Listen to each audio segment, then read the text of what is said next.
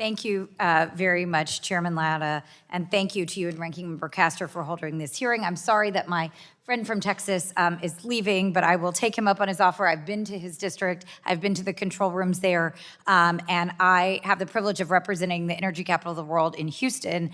And Houston companies, as you likely know, Administrator Roberti, control over 58% of the United States natural gas pipeline capacity and 33% of the oil capacity for oil pipelines. So the professionals who live and work in my district know that pipeline safety is paramount, and they dedicate their lives and their careers to making sure that these pipelines are safe. And the safety of our communities has to remain a priority as demand for energy grows, which we talk about in this committee all the time, that we're gonna have increased demand for the energy and for the infrastructure to deliver it. And to that end, I know from having worked in various capacities here that the safety of our pipeline infrastructure really depends on a working partnership between industry and government regulators at PHMSA. And unfortunately, what we've seen in this administration is that the cuts, the sort of chaotic, I would say, cuts and a real push to deregulate have left PHMSA struggling to fulfill its statutory obligations. I appreciate your testimony, Administrator Roberti, and I know, I can tell from this hearing, that you are working hard to meet the challenges in front of you, but I also am very aware of the cuts that have been made that make that harder to do. And I've heard it from folks in the industry and a lot of concerns about what's happening. We know that since the beginning of this administration, more than half of PHMSA's senior leadership has left, and several major rulemakings were abandoned in response to the president's regulatory freeze pending review memorandum. So, what I'm hearing from people in my district is that PHMSA lacks the resources for proper training and isn't prepared, and we are not preparing PHMSA for the challenges of the growing demands for pipelines to meet our energy needs. And the bill that we're reviewing today and talking about really fails to address those issues. It provides significantly less funding, $200 million on average for pipeline safety activities. That's less than the bipartisan bill from TNI.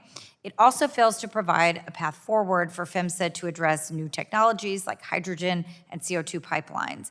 And we need PHMSA to be forward-looking and thinking about the technologies and the sources of the future.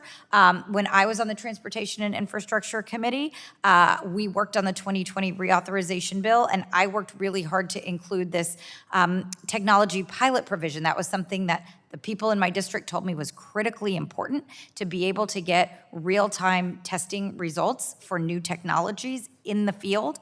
And that was designed to really help address the concerns that my colleagues have raised on this side of the aisle about environmental concerns, as well as concerns for overall safety and concerns from communities.